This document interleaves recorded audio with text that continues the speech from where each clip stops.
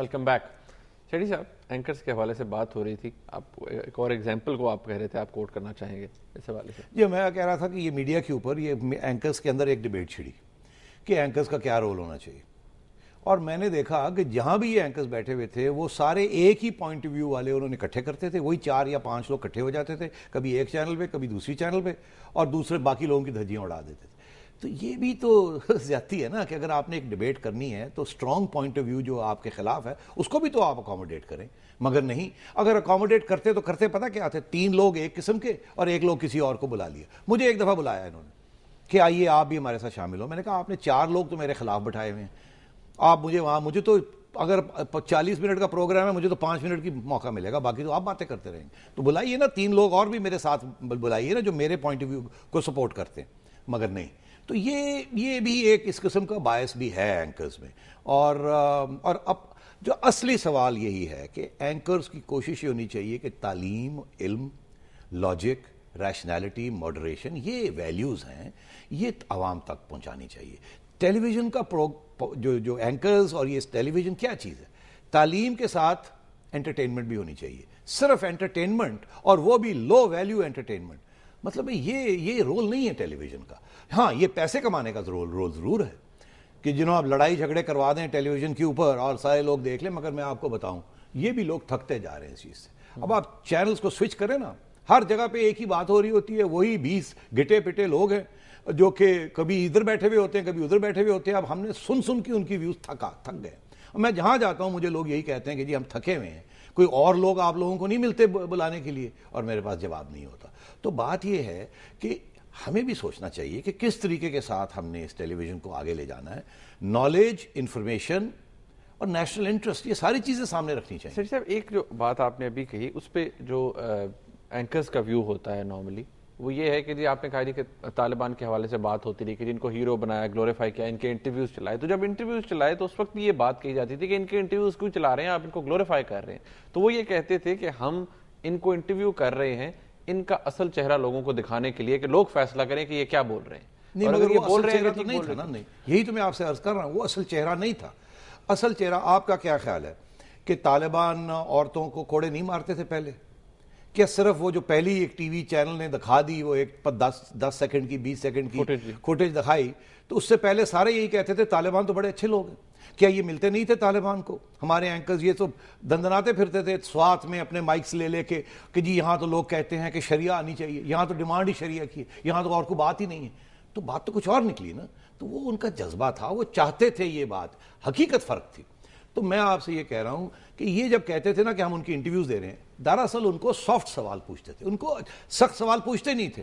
کیوں؟ ایک تو یہ خوف ہوتا تھا کہ شاید اگلی دفعہ انٹرویو ہی نہیں ملے گی, دوسرا یہ بھی ہوتا نا اپنی جان کا بھی تو خطرہ ہوتا تھا. تو مگر اگر ایسا صورتحال ہے, مگر اصلی بات کیا تھی؟ بات یہ تھی کہ یہ اتفاق کرتے تھے ان کے ایجنڈے کے ساتھ, کیونکہ وہ امریکہ کے خلاف لڑ رہے تھے, ان کو امریکہ سے نفرت تھی, تو انہوں نے جو امریکہ کے خلاف جس کو جو اپنی نفرت تھی اس کو ٹرانسلیٹ کر دیا. یہ نہیں دیکھا کہ یہ آپ کے گلے بھی پڑ جائیں گے. اور پھر کب جا کے ان کو احساس ہوا طالبان کے بارے میں؟ جب طالبان, وہ عورت کی آپ نے ویڈیو دیکھی, ساری پاکستان میں ایک لہر دوڑ اٹھی کہ یہ زیادتی ہو رہی ہے. عوام نے یہ رسپانس دکھایا کہ یہ غلط لوگ ہیں, ایسے نہیں ہونا چاہیے. پھر ہمارے اینکرز جاگ اٹھے, انہوں نے سوچا ارے ہم تو کچھ کہہ رہے تھے, عوام کے جذبات کچھ اور ہیں. پھر انہوں نے عوام کے جذبات کو اکوموڈیٹ کرنے کے لیے انہوں نے پھر اپنا رویہ بدلا. تو میں آپ سے کہہ رہا ہوں کہ یہ ایسے نہیں ہونا چاہیے تھا. ان کو پتہ ہونا چاہیے تھا کہ عوام کے کیا جذبات ہیں. انہوں نے عوام کو بالکل دوسرے راہ پہ لگانے کی کوشش کی, اور آج تک یہ صورتحال یہ ہے. اب یہ کیری لوگر بل کے اوپر کس اینکر نے پوری سٹڈی کی ہے کہ جی پہلے کیا ہوتا رہا اور اب کیا ہوتا رہا؟ ٹھیک ہے, اس کیری لوگر بل میں مسئلے ہیں, مگر جتنا انہوں نے پہاڑ بنا دیا یہ اس قسم کی بات ہے. یہ میں آپ سے کہہ رہا ہوں یہ بالکل نالج, انفارمیشن, ریشنل, یہ چیزیں ہے ہی نہیں 90% اینکرز میں. غصہ ہے, جذبہ ہے, غیرت مندی ہے, یہ ساری باتیں بڑی ہیں اور یہ ہونی بھی چاہیے, مگر اس کے ساتھ ساتھ عقل بھی ہونی چاہیے, نالج بھی ہونی چاہیے, فیکٹس بھی ہونے چاہیے. ایک شخص ہیں, میں اب نام نہیں لیتا, وہ ہلری کلنٹن صاحبہ کو کہتے ہیں کہ جی کرگزستان میں $700 بلین آپ دے رہے ہیں, وہاں ایک بیس استعمال کر رہے ہیں. انہوں نے آگے سے جواب دیا نہیں ایسی تو کوئی بات نہیں, ہم 51 ملین دے رہے ہیں. وہ ایکچولی 60-70 بلین کے قریب ہے.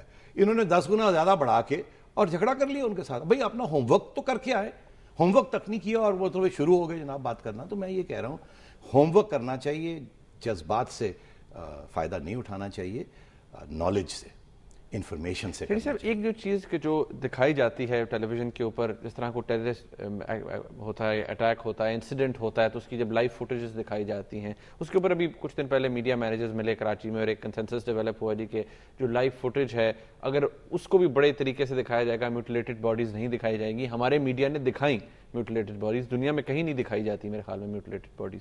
آپ کو کیا لگتا ہے کہ اس طرح کی موو, اس طرح کا کنسنسس جو ایک کوڈ آف کنڈکٹ اپنے لیے بنایا ہے چینلز نے, اس کو ایڈہیئر کیا جائے گا؟ اس میں 2 نہیں 3 باتیں.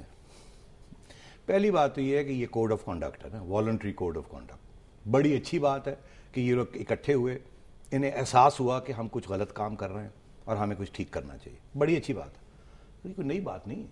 آپ مجھے پوچھئے نا, ہم کتنی میٹنگز میں نے حصہ لیا ہے جہاں حکومت کی طرف سے یہ دباؤ تھا کہ بھئی کوڈ آف کنڈکٹ ہونی چاہیے, کوئی اور نہیں, ہماری نہیں بات مانتے تو اپنے ہی والنٹری کوڈ آف کنڈکٹ کر لیں. اور یہ 20 سال سے یہ بات چل رہی ہے, اور ہر دفعہ جو نئی حکومت آتی ہے وہ پہلے کوئی قانون لانے کی کوشش کرتی ہے, ہم روک دیتے ہیں, لڑائی جھگڑے کرتے ہیں, ہم نہیں کرنے دیں گے, پھر وہ کہتے ہیں اچھا بھیا ایسے نہیں تو خود ہی کچھ کر لو, خود ہی ایک کوڈ آف کنڈکٹ بنا لو کہ یہ نہیں ہوگا, یہ نہیں ہوگا. ہم کہتے ہیں جی ٹھیک ہے ٹھیک ہے ٹھیک ہے, ہم نہیں کرتے. میں اتنی کمیٹیز میں بیٹھا ہوں جہاں کوڈز آف کنڈکٹ بنے ہیں, اور پھر جس بندے نے سائن کیا ہے وہ کوڈ آف کنڈکٹ, اس نے آج تک اس کے اوپر کوئی عمل نہیں کیا. یہ ہمارے اندر یہ خامیاں ہیں. اب پھر ہمارے اینکرز نے جا کے تو پھر ایک کوڈ آف کنڈکٹ کی بات کی ہے. اللہ کرے کہ ہم اس چیز کے اوپر اترے, بڑی اچھی بات ہے یہ. مگر میں آپ سے کہوں کہ وہ جو گورنمنٹ کی طرف سے تجویز ہے, میں تو اس کو سپورٹ کرتا ہوں. تجویز یہ کہ جی ایک سٹیزنز کی کمیٹی ہونی چاہیے, فخر الدین جی ابراہیم جیسے شخص کی قیادت میں, اور جینیونلی انڈیپینڈنٹ جرنلسٹس, جو ہمارے اینکرز ہیں ان میں سے انڈیپینڈنٹ جرنلسٹ لے لیجئے, اور سٹیزنز, سول سوسائٹی کے لوگ, وکلا حضرات, سینئر سٹیزن, ان کو آپ ایک کمیٹی بنائیں جو کہ جو بھی کمپلینٹ آتا ہے حکومت کی طرف سے آئے یا میڈیا کے اندر سے آئے کمپلینٹ, یا کسی ویور کی طرف سے آئے, اس کو کنسیڈر کریں اور پھر اس کے اوپر عمل کروائیں. مگر یہ اس کی طرف جب بات شروع ہوتی ہے تو ہم بھاگ جاتے ہیں. میں چاہتا ہوں کہ یہ ہونا چاہیے یہ چیز, کیونکہ دیکھیے ہم میڈیا کے اندر بھی بڑے دکھی لوگ بیٹھے ہیں, ہم حکومت کی طرف سے دکھی ہیں اور اپنے دوستوں کی طرف سے بھی دکھی ہیں. یہاں تک یہ ہے کہ اتنی کردار کشی ہوتی ہے, یہاں نام لے کے کرتے ہیں, یہ نہیں ہونا چاہیے. اور ہماری عدالتوں کا یہ حال ہے کہ آپ اگر وہاں کچھ بھی لے کے جائیں, میرے خلاف لے کے جائیں یا میں آپ کے خلاف لے کے جاؤں, کسی کو وہاں جسٹس نہیں ملتی. آج تک کوئی لائبل کیس صحیح طریقے سے سیٹل ہی نہیں ہوا. تو اس لیے دیکھیے آزادی اور ذمہ داری کا ایک تعلق ہے, ایک رشتہ ہے. آپ کی یہ آزادی نہیں ہے کہ آپ آ کے مجھے چپیڑ مار دیں.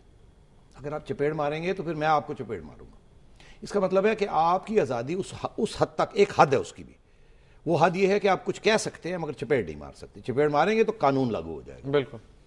تو ذمہ داری بھی کرنی پڑتی ہے. گالی گلوچ نہیں کر سکتے آپ, غلط بیانی جو ہے, جھوٹ نہیں بول سکتے آپ. اور آج کل دیکھنے میں یہ آتا ہے کہ آپ اپنی ایک رائے رکھتے ہیں, اس میں پھر آپ جھوٹ ووٹ بھی ڈال دیتے ہیں اور ماں بہن کر دیتے ہیں. ہماری تو منسٹرز آ کے اتنی عجیب لینگویج استعمال کرتے ہیں. تو پھر یہ دیکھیے یہ ایک معاشرے کی بات ہے, مگر میڈیا جو ہے اس کو اب لیڈ کرنا چاہیے, عوام کو تعلیم دینی چاہیے. وقت بالکل ختم ہو گیا. آپ کا بہت شکریہ. ناظرین, آج آپ نے پروگرام دیکھا, سیٹھی صاحب کا تجزیہ آپ نے سنا.